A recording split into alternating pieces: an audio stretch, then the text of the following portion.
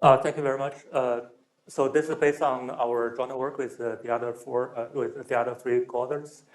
So in this paper, we actually studied the so-called Yang-Mills-Higgs model, which is a Yang-Mills model coupled with another field called Higgs. But for simplicity for this talk, I'll just focus on the Yang-Mills. I forget about the Higgs. So the first half of the talk, I'll just introduce the background, what is Yang-Mills, the difficulties. And then the second half, I'll get to more technical details. So what is the Yang-Mills model? In some sense, it's a generalization of the Gaussian free field in the previous talk by Jason. It's also a measure defined on sort of functions, but it's going to be the algebra valued functions, or not just function, actually vector fields. So precisely, we're going to have a field. The field is not just a scalar field, it's actually one form or vector field, has d components, underlying space is D. And actually each component here is a Lie algebra valued function. So here I fix a Lie group called capital G, and it has associated Lie algebra. For this talk, you can just think of the matrix, maybe SUN as your Lie algebra. So in other words, the AI is each component AI is a matrix value function. There's an energy functional called S of A, which is the L2 norm of a so-called curvature for this field A. So this curvature is a two form. In other words, has two indices ij, and it's defined to be this linear part, which looks like a curl, but with a nonlinear term, which is a Lie bracket of AI aj. So if you think of each AI aj as a matrix, then this is just the matrix product AI times aj minus aj times AI. So the result of this is also matrix. And then the quantum Yang-Mills is a formal measure which is exponential of this action functional. So I mentioned the Gaussian free field. So if this was a scalar field and if there was no bracket, essentially you got a Gaussian free field. That would be a quadratic energy functional. So the measure is a Gaussian. So here it's not Gaussian because this is not linear in A. What's important is that there's a huge symmetry here in this model. It's called gauge symmetry. So this so take any Lie group value function G. If we do this so-called gauge transformation on the field, then the energy functional is invariant. This can be checked by a few lines of calculations. And therefore, formally, this measure is also gauge invariant. I said this measure is formal because there's a dA, which is supposed to be infinite dimensional Lebesgue measure, and it doesn't exist. But this formal measure is very important because in quantum field theory, one computes correlation functions by path integrals over such formal measure. So this model plays central role in fundamental physics. For example, you might heard that there are four fundamental interactions in nature: gravity, electromagnetic, weak, and strong. Yang-Mills model sort of unifies three of them. So by choosing this gauge group to be U1 or SU2 or SU3, they correspond to the three forces except for gravity. So due to this importance, one big question is how to make sense of such a measure or functional integral against such a measure. The open problem set that actually so-called Millenian problem. It says that to prove for any compact non-abelian Lie group G, a non-trivial quantum Yang-Mills theory exists on R4. So in D is 4, then one can rigorously define the path integral. That's the question. And also, one has to show that there is a positive mass gap. I can explain this later. So, why is this question so hard? I said this is formal, but why is it hard to make sense of this formal measure rigorously? So my understanding is that there are several intertwined difficulties, and I want to mention 6 of them here in this talk. So this is, again, the measure. So I just write down the curvature explicitly. The first question is the small scale problem. So if we forget about the nonlinear, the red term here, so suppose A is scalar and we just have a gradient A squared, that's just the Gaussian measure, as I said. And the Gaussian measure could be defined rigorously, as in the previous talk. So, and one also know that the dimension is at least 2. The measure is supported on distributions, namely, almost surely the field A doesn't have a pointwise value. So actually, even in one dimension, this is just Brownian motion. There's no pointwise derivative. In higher dimension, it's more singular. There's no pointwise value. It's not just a continuous function. On the other hand, if we put the red term back, then these are pointwise multiplications. So this seems to be contradictory with the fact that the measure should be supported on distributions. So in other words, if you look at the blue part, it seems like the measure should be supported on a very large space of generalized functions. But if you look at the red part, it seems the measure should be supported on a rather smaller space. So that's the first difficulty.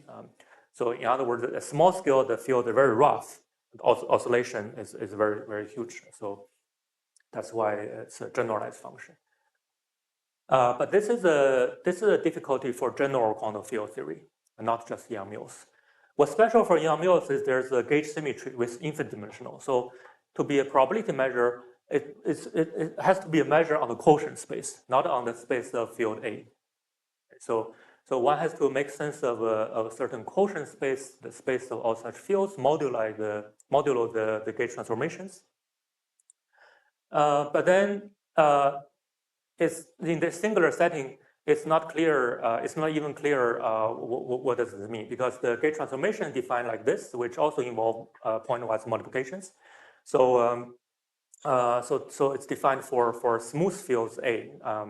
Therefore, in the singular setting, one has to first, give a meaning to such a quotient space, and also after we project such a formal measure to the quotient, it's not explicit, right? So at this level, it looks like a sort of explicit measure, but it's formal. But after the projection to the quotient, it's not explicit anymore.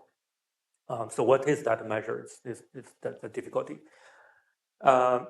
And also in physics, one is interested in the so-called gauge environment observables. Actually, that's more interesting than the field A itself. These are observables. These are some functionals of the field, which is invariant under gauge transformations. So the most important class is so-called Wilson loop observables. Is defined to be the trace of the holonomy of this field A along a loop. In case you forget the holonomy, so in abelian case, suppose the group is abelian, this is more or less the line integral of a vector field along a loop. And we all know that the line integral is invariant if you shift the vector field by a gradient of function. It's like a multivariable calculus. And this is, in some sense, a non-abelian generalization of that. So this is observable for each loop in the underlying space gamma. For each loop gamma, there is such a Wilson loop observable. But again, the A is a distribution. So the question is, in what sense one can define this holonomy or line integral even for a distribution? Recall that a distribution means you can integrate the distribution over the entire space, but not evaluate at a point, or you cannot integrate along a low-dimensional submanifold, such as a curve. So, so how to make sense of this? So far, those are small scale and so on. So there's also a large scale, long distance question for this measure, which is the mass gap I mentioned earlier. In probability language, mass gap means that once you show the correlation function of this measure decays at least exponentially fast. This has a huge physics significance because for example, SU3, Yang-Mills theory models a strong interaction, which is a strong interaction, very strong inside nuclei. They can combine the protons and quarks and so on. But in daily life, in a large scale, we never feel the strong interaction. This means the strong interaction should decay exponentially or even faster. So what's difficult to prove such a correlation decay is that, for example, if we look at this Gaussian measure, we don't have any derivative, it's just e to minus a squared. Essentially, this Gaussian measure associates independent fields, independent random variables at each space point x. So it just decorrelated, it just decays so fast, it just decorrelated. So if we had this term in this energy functional, we would have maybe some decay. However, the difficulty is that it's not allowed to have any such so-called mass term in the Yang-Mills action functional, because this would break the gauge symmetry, which messes up the whole thing. So the question, how to prove such decay for this measure without such a term in this at this classical level. And I also mentioned another difficulty, which is so-called the large field problem. For simpler quantum field theories, such as a Gaussian free field, or so-called Gaussian measure, or so-called the phi-4 model, which is Gaussian measure plus phi-4. We have a minus sign here, so it's minus phi to the power 4. This means when the field or the norm of the field phi is large, the probability is very small. So it has good tail. This is very important when we do path integral, when we integrate something. So one also has this negative sign for Liouville conformal field theory. But for Yang-Mills, there's just not such a damping term, not such a coercive term. So so that's the. Of course, this might be related with the gauge symmetry because one has to think of the measure by projecting to the quotient measure. So finally, there's a so-called Osterwalder-Schroeder axiom. This goes back to the earlier constructive field theory. That is, so one has to have some criteria for constructing a field theory, right? So you have to construct an infinite dimensional measure such that it satisfies some basic tests, and those are the axioms. So it says that the axiom says that if correlation function of the measure you construct satisfies some properties, then in particular so-called reflection positivity, then one can reconstruct the quantum mechanics or the Hilbert space, those operators in the quantum sense on the Minkowski space. So one has to also verify those. So those are all the. Of course, there are other difficulties for this so-called millennium problem, but these issues are already very challenging.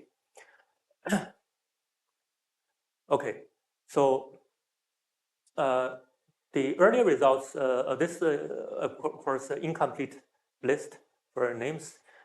They made a contribution, some early contribution to constructive field theory. They could construct simpler models such as the so-called phi-4 Sine-Gordon, but Yang-Mills model, the understanding is very limited. I think there was a talk by Remy Rhodes on Tuesday about the Liouville model. And so there are some other path integrals which are not too hard to construct, but the main point is to understand the conformal or integrable properties for those. So I also want to mention in 2D, actually there was a lot of result by Gross, Drivers, and Gupta, Levy, and many other people. Because in 2D, one can sort of fix the so-called astral gauge, and eventually one can write down the so-called marginal laws. In other words, if you take those Wilson loops, one can write a finite dimensional integral formula for those loops. So there's some explicit formula for those Wilson loops. But this formula, in some sense, this marginal formula are not from the measure on the fields, but you can start with the Wilson loop as start point of 2D Yang-Mills. But this situation was it's more clear last year, so I'll mention later by our paper with Ilya Treverev. That is, we indeed in 2D have a probability measure on the quotient space in suitable sense, such that the marginals of this measure is indeed coincide with this Wilson loop formulas studied earlier. Okay. Okay, so our approach is a so-called stochastic quantization. So recall that SA is the Yang-Mills functional, and the idea is to write down this gradient flow of the Yang-Mills functional plus the so-called space-time Gaussian white noise. In finite dimension, we know that if we have a measure like that, then the corresponding gradient flow plus derivative Brownian motion indeed have this measure as an invariant measure. So we would like to do an infinite dimensional analog of that. So suppose we can make sense of this formal dynamic and send time to infinity, then it should converge to the invariant measure or so-called equilibrium measure. And that would be a construction of this measure. But this dynamic, let me emphasize the dynamic, just like the measure, it's also formal. It's also formal because if we actually calculate the gradient, we get this PDE plus white noise. And by some standard PDE method, so we know that the solution is also distribution. So the nonlinear terms are not classically well defined. So, but basically, the main point here is that we reformulate path integrals into stochastic dynamics or stochastic PDEs. This is so-called stochastic quantization, proposed by Parisi and Wu, their physicists. So there are several motivations to study the dynamic instead of the measure. So let me mention a few of them. The first use of this stochastic PDE, the dynamic, is actually you can use the dynamic to construct a measure. Actually, I mentioned this in the last slides. So this was done for phi-4 for another simpler quantum field theory called phi-4 in 3D. Well, the phi-4 model was constructed before by constructed field theory, but the SPD approach, SPD construction, can give you more information or property. For example, this SPD construction tells you that the phi-4 measure can be decomposed into a Gaussian measure plus a non-Gaussian part, but the most singular part is a Gaussian. The other part is more regular than this Gaussian part, among other properties that you can tell. So the second reason that we care about the stochastic dynamic is that sometimes the measure is very easy to make sense or well understood before, but corresponding dynamic, it's interesting of its own reason. There's something called the loop space in the manifold. One can define a Brownian measure, Brownian loop measure on manifold. This was understood before.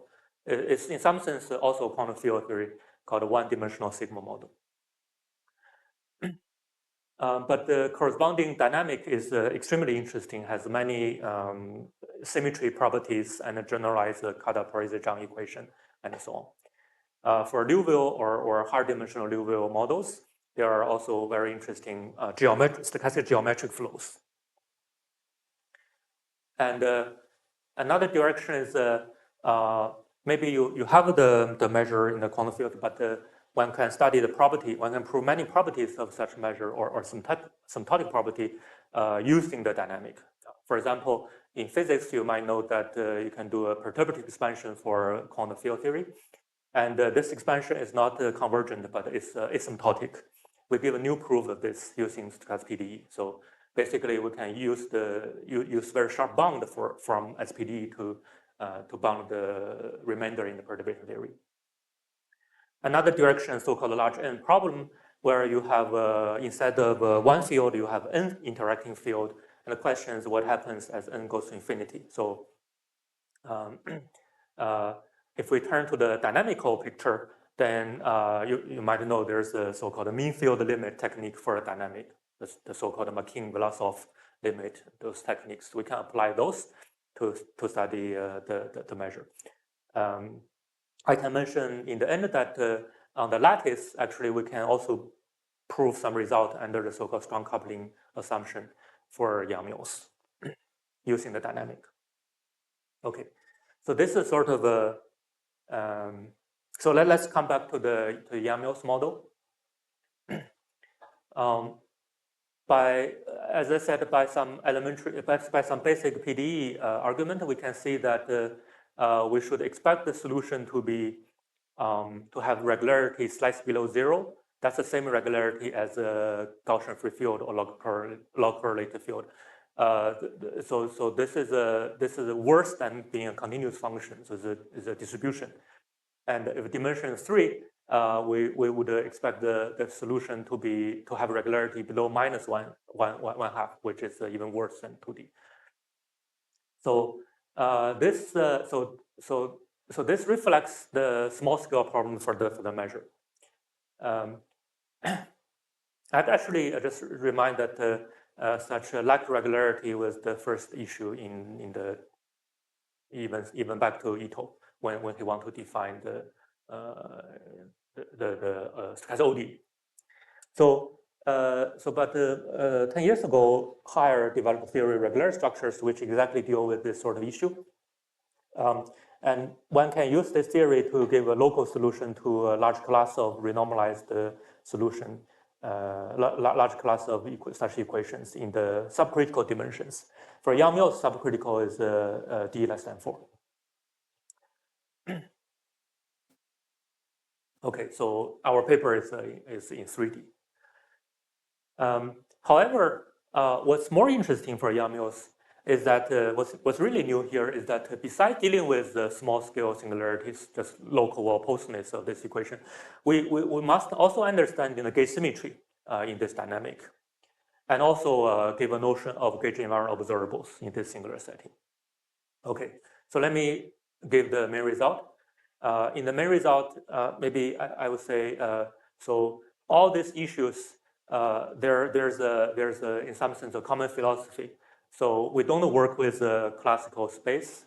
We have to make our own space. We have to make the space slightly smaller by encoding extra information or ansatz, so that we can solve the problem in this smaller space. So as you can see in the statement of our main result.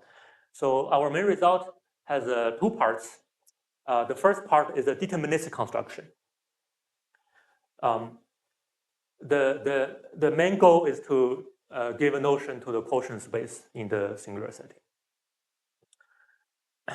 So on the 3-dimensional torus, we construct a new space of singular distributions. Of course, the algebra valued one form again, which is subspace of this the classical, say, Besov space with regularity -1/2. Right? So I said, by PD argument, one would expect that solution is indeed in this space, but actually we want this space to be slightly smaller, because in general, C -1/2 minus doesn't have a notion of gauge transformation. But in this new space, we indeed have a notion of gauge transformation. So the gauge transformation defined in the smooth setting extend continuously to this new space S. And also on this new space S, we have a notion of gauge invariant observables.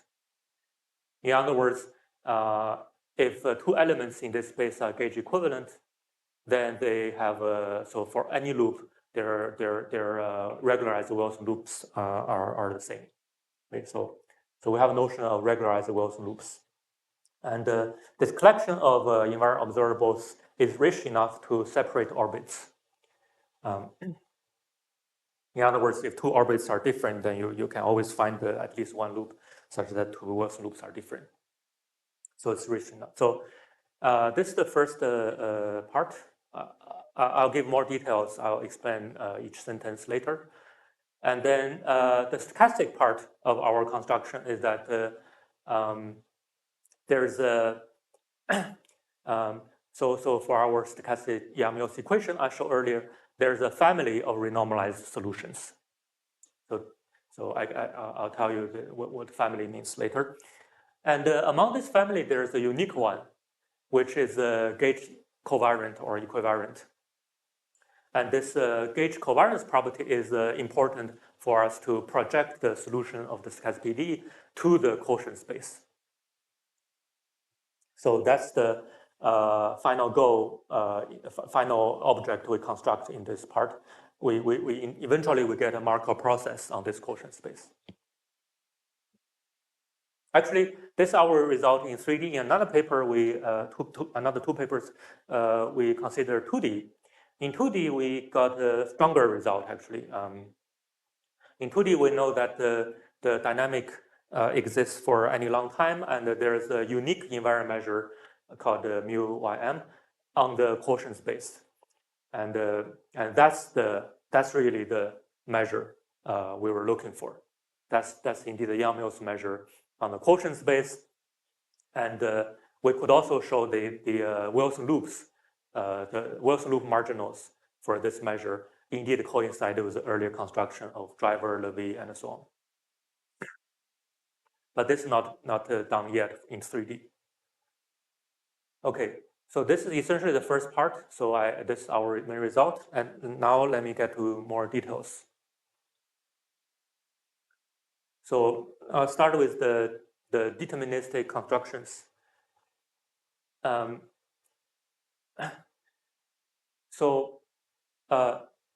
Our solution, eventually the stochastic dynamic should have this regularity, so should live in this space of negative regularity. And we want to give a notion of gauge equivalence on this space, right? So the first thing we try is this. Since in the smooth setting, we do have a notion of gauge equivalence there. We do have a notion of gauge transformations. Maybe one can try to smooth the field here, right, by some smoothing map. So S would be some sort of scale at which you smooth the fields. So we push the singular field to smooth field to this space, and then if two elements A and A prime after this push, they're gauge equivalent, then we go back and we say the two fields here are gauge equivalent. So and then of course we need to argue it doesn't depend on the scale S. The first issue here is that in this procedure, one must preserve the gauge symmetry. So we must find a smoothing or regularization method Fs such that it's a gauge invariant. So this is why we actually, naive way to choose such a smoothing would be, do some Fourier truncation, or actually slightly more clever, you can do a heat semigroup, right? So even though if you run heat equation starting from a very singular initial data, after time S, it's going to be smooth. But such regularizations or smoothing would break the gauge symmetry. What we use is actually it's similar with heat semigroup, but actually we use a deterministic Yang-Mills semigroup. This means that given a singular A, we run the deterministic Yang-Mills equation by time S. This is the deterministic Yang-Mills equation. It's the same with the stochastic Yang-Mills equation, but there was no noise. Okay, so this deterministic heat equation has a smoothing effect. After any short time S, this FSA will be smooth, and also this is gauge symmetry preserving. So, so we want to do this with the Yang-Mills heat group. Then, well, actually, there was a lot of study about the Yang-Mills model in differential geometry. In particular, this heat flow was also studied by geometers. And they know that the the global existence of such a flow, and they also know the smoothing property and so on. But the issue here is that the initial data in this work should not be too singular. The reason is that if you put a very singular initial condition for this PDE, then of course we first write the differential equation into an integral equation.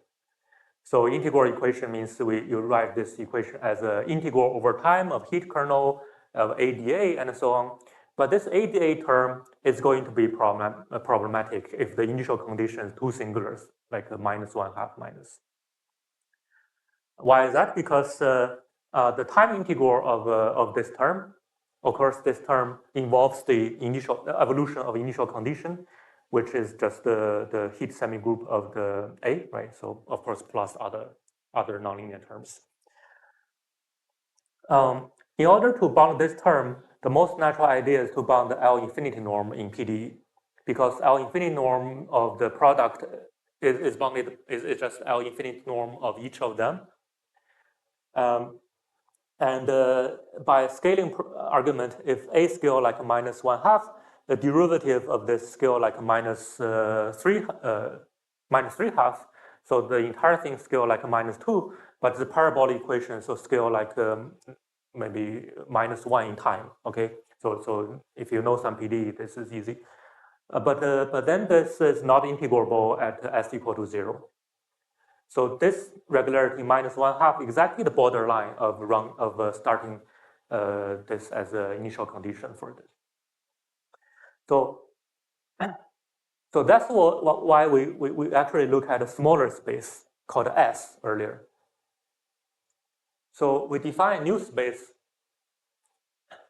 So yeah, as I said, it's not defined for generic distribution in this space.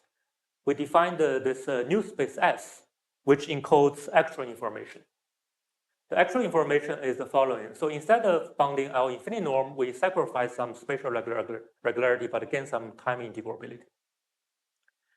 This this negative spatial regularity is not good enough. It appears to be not good because you don't have you cannot bound this by the -1/3 norm of each of them, maybe. Okay, so that's not very good. But let's do this. Then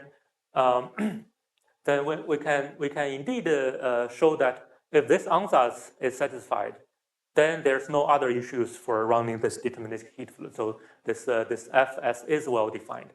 Okay, so this is how we get a notion of gauge equivalence relation on this new space S. We just say, oh, after smoothing by the Yang-Mills heat flow, if they're equivalent, then you go back and say they're equivalent.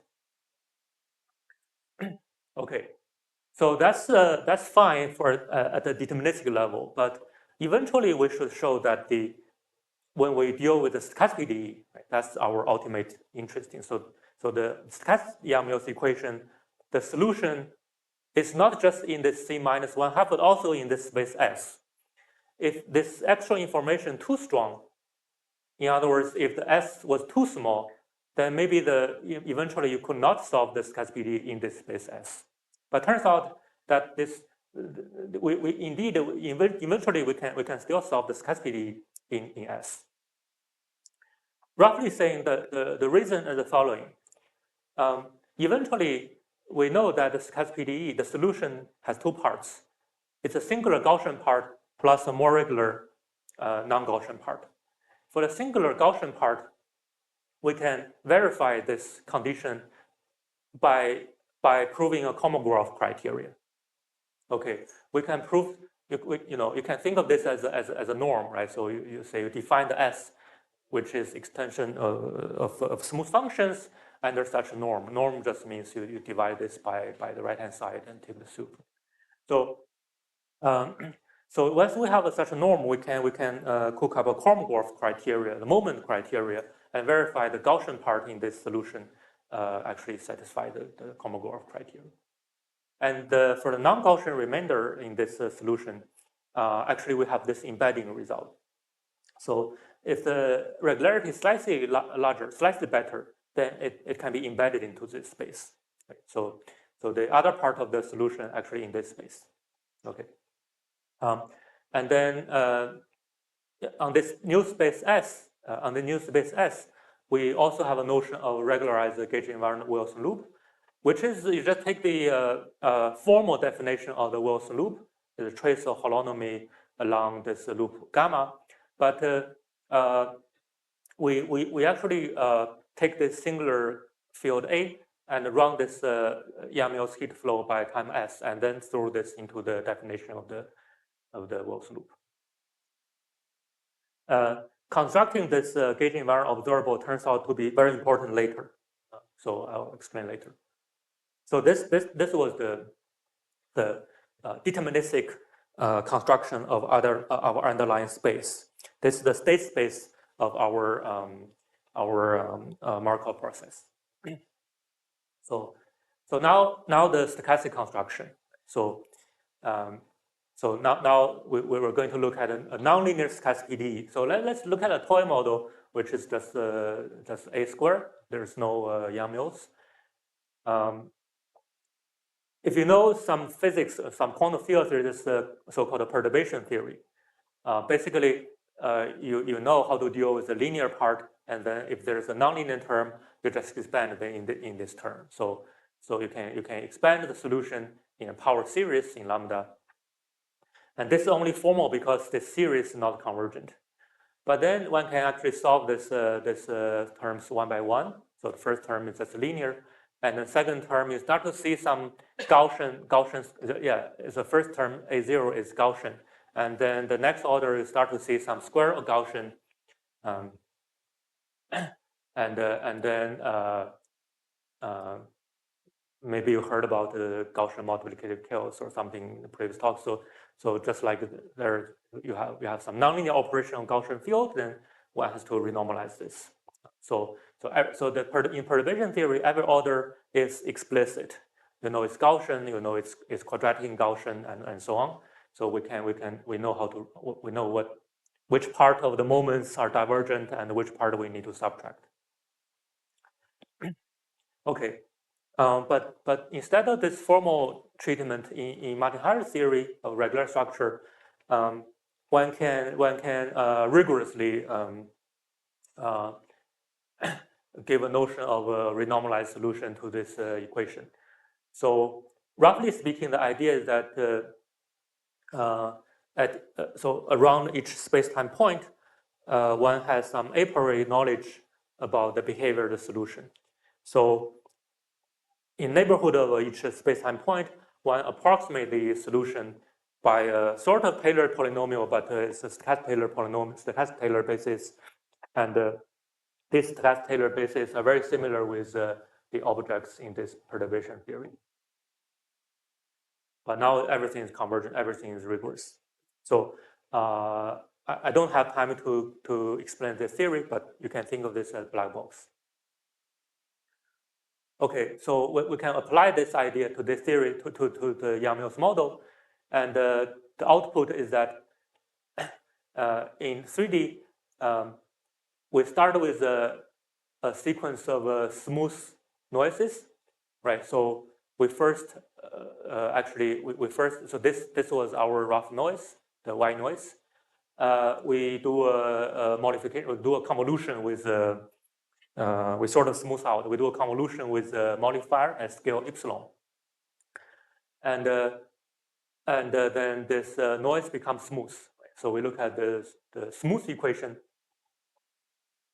but then we subtract the so-called renormalization term, which is a linear in A.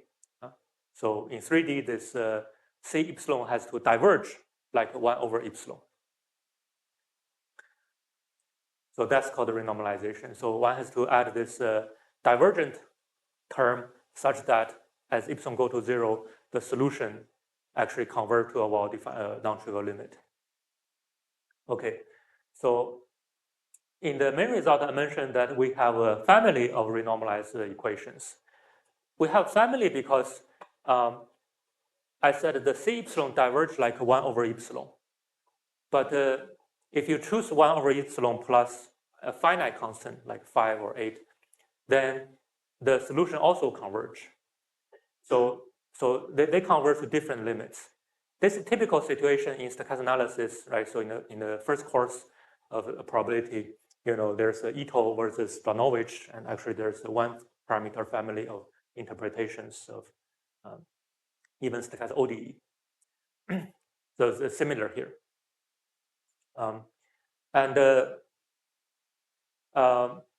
So that's the result. And the difficulty the challenge to prove this that in 3D actually it's not just like two or a few perturbative objects. It's really hundreds of perturbative objects. But we figure out some induction, some sort of a general argument. Okay.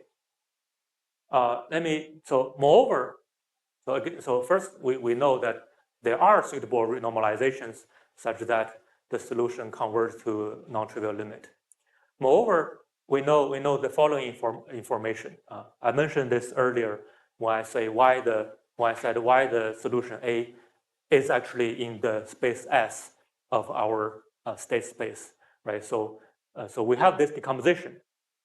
Here, the first term phi is a solution to the linear equation, and it's a Gaussian process. The second term R here is not Gaussian. We don't know the probability distribution of R, but it has better regularity than phi.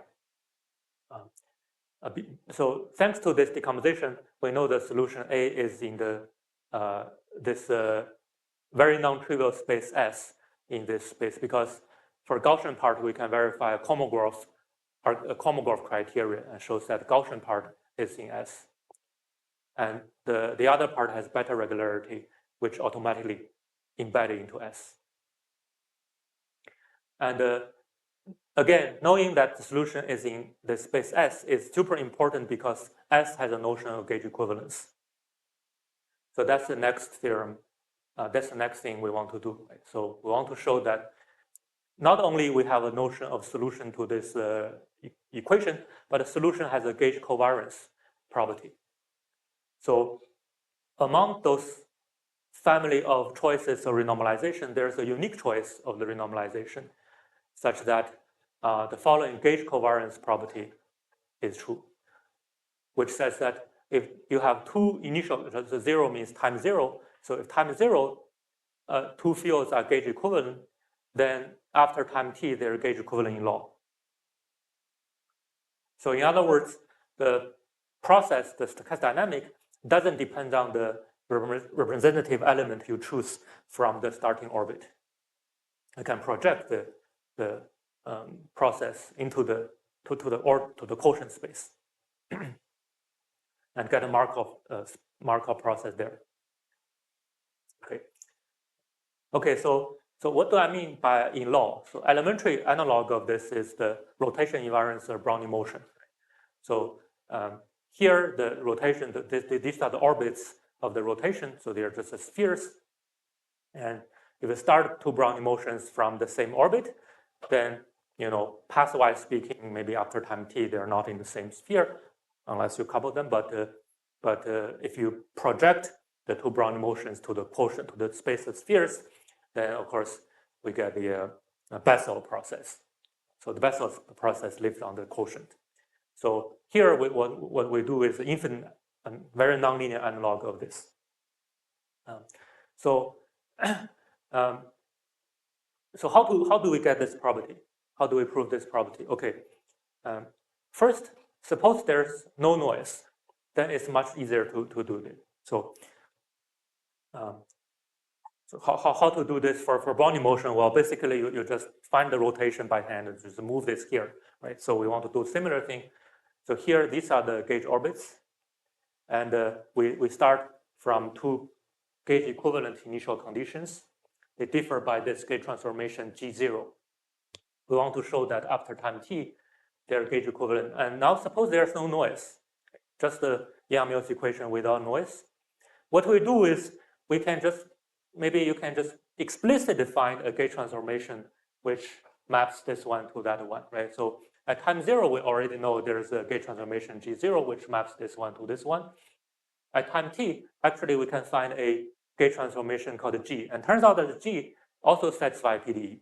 So G is a gauge transformation which turns this to that, and G is also time dependent and actually solving an equation. The equation, if you're familiar with geometry, sounds like a harmonic map flow equation, but it's driven by this A. It depends on the A actually. So one can check that if you take the solution to this equation and apply the solution to this A, right? This is my solution to this equation. Then the resulting solution solves this equation, and this is exactly the same equation as the A equation. And so the initial condition for G is this G0, right? So because of uniqueness of solution, we know that the B, so the B must be the same as A prime, which is the solution to the Yang-Mills equation starting from here. So they must be the same. So in other words, we indeed find a coupling between the two, which is given by this PDE. Now this is the deterministic case, and if we have the issue here is that we have noise, and then we have the renormalization term.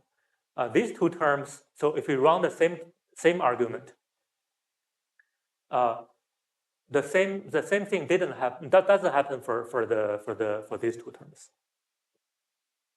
For the noise, again, okay, just recall that epsilon was the smoothing scale. So the noise becomes some conjugation of the noise by the gauge transformation, and then this renormalization becomes something like this. So this seemingly mess up because our smoothing of the noise actually break the gauge symmetry. That's the essential reason. So as said, we take the smooth approximation of the white noise called Cassie epsilon by, say, doing some Fourier truncation or convolving with the modifier. And this smoothing actually breaks the gauge symmetry. You might know something called the lattice gauge theory, which is a discretization that preserves the gauge symmetry. But it's very annoying to work with PDE on lattice, so we didn't do that. We chose to break and that's why we have renormalization, which also breaks the gauge symmetry. So roughly speaking, eventually the two reasons which break the gauge symmetry cancel out in the limit as epsilon go to 0. So when we take the limit, eventually we still have the gauge covariance property. So we show that as epsilon go to 0, this gauge transformed process B and the A prime, which is the solution to this starting from here, actually they converge in law to the same limit. Roughly speaking, so there's something called a correction term for this to convert to the noise, and this correction term actually looks like that term, but they differ by finite thing. So that's why we can do a finite shift of this constant. So maybe I skip this proof. So this tells us that among this one parameter family of solutions, we have one which is gauge covariant, but whether that's only one, and this was proved. So in this new paper, we proved that that's only one. We argue that for any other choices of renormalization, we can find a Wilson loop which actually separate the two solutions, right? So if two solutions, if A, right? So if A t and A prime t were gauge equivalent, they would have all the Wilson loops equal.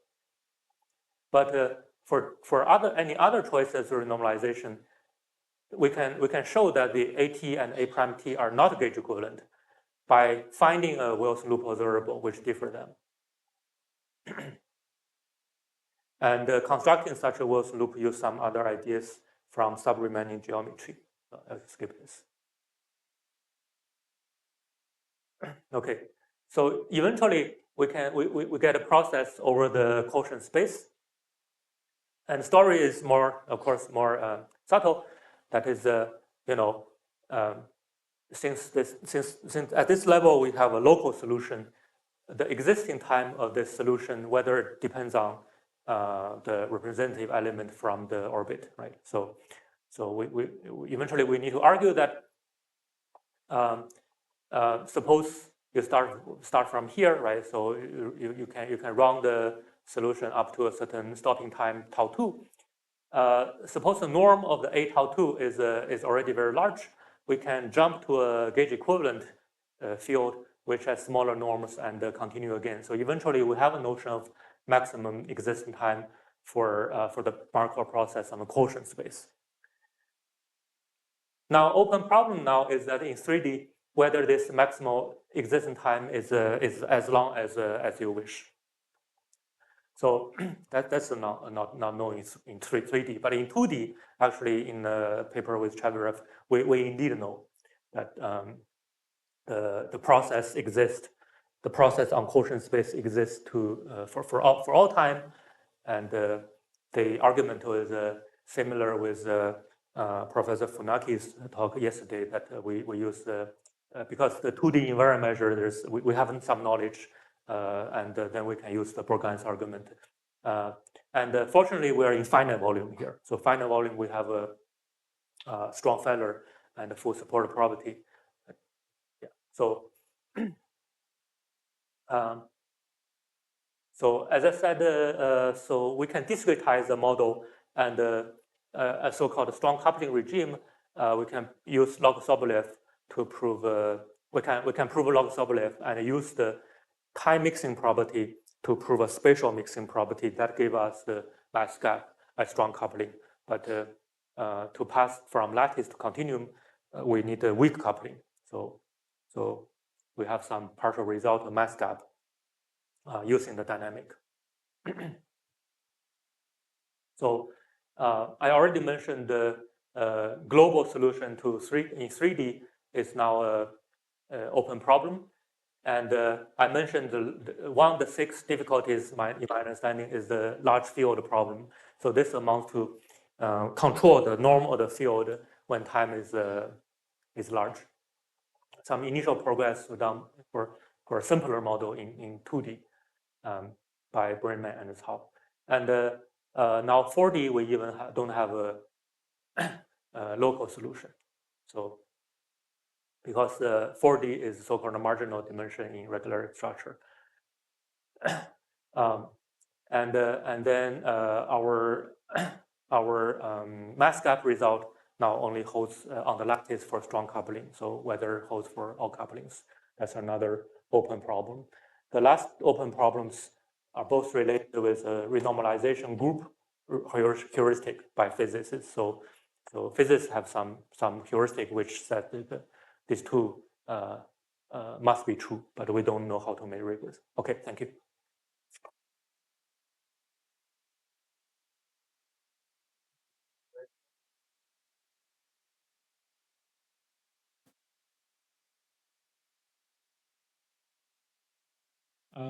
Yeah, I have a few questions. The first one is like for the 4-dimensional case, does your state space construction carry over to that, or is that only 3-dimensional? That's a very good question. That's also the borderline of our idea. Ilya and maybe a student wrote a paper for the state space in 4 minus epsilon dimension.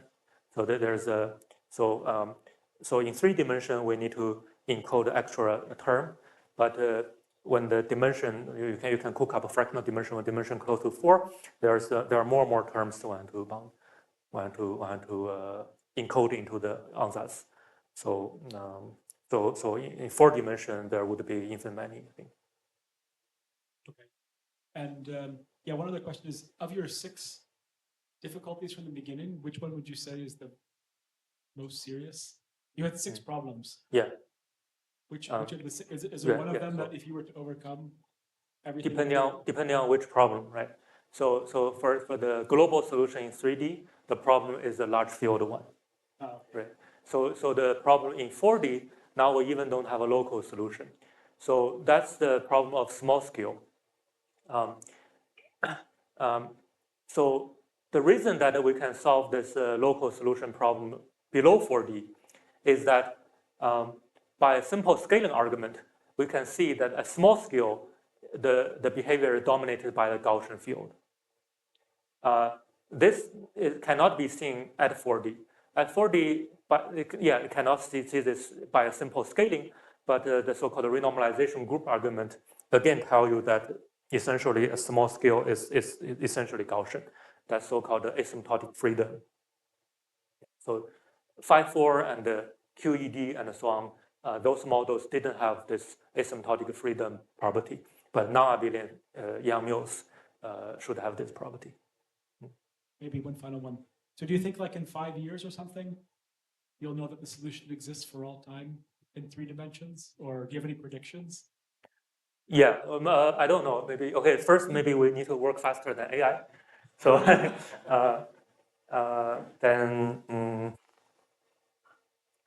yeah, you mean in 3D? In 3D, even 3D. Yeah, so, yeah, it's hard to predict. I don't know how to.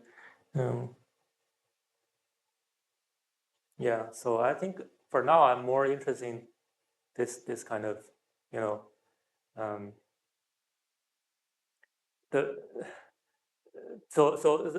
this mass gap. Maybe one can try a mass gap on the lattice first, because the situation here is very similar with you know, at high enough temperature for XY or sine Gordon model, one can prove a mass gap. And then Roland Bauer-Schmidt and Bodinu and Daglier, they showed that you can coarse grain the field. Right? And then after coarse graining, in some sense, you have more convexity or something. Then you can push the result from very high temperature to anything above the critical temperature. So the situation is very similar there. It's just not clear how to. This one, I believe, more young people, more like Brainman is a geometric analysis guy, student of Tao. So I believe one need to use more geometric PDE technique because at the moment we deal with the Yang-Mills equation term by term in some sense, but you should combine term in a more geometric way, which is what they did. I don't know how many years though. Yeah. Thank you. So, more questions?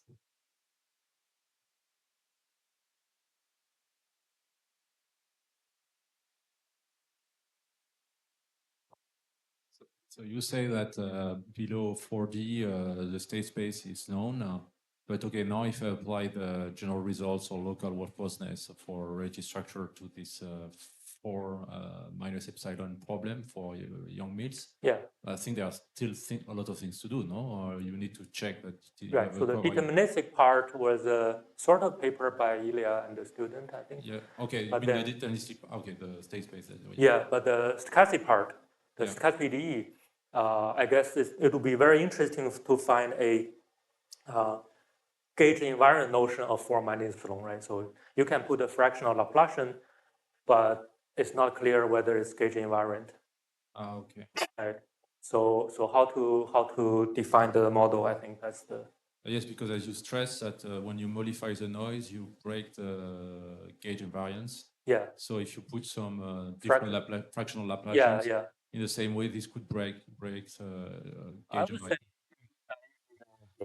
Correct. Yeah. So you need to be cautious on this. Yeah. But that would be very interesting, I think, to do. Okay. Thank you.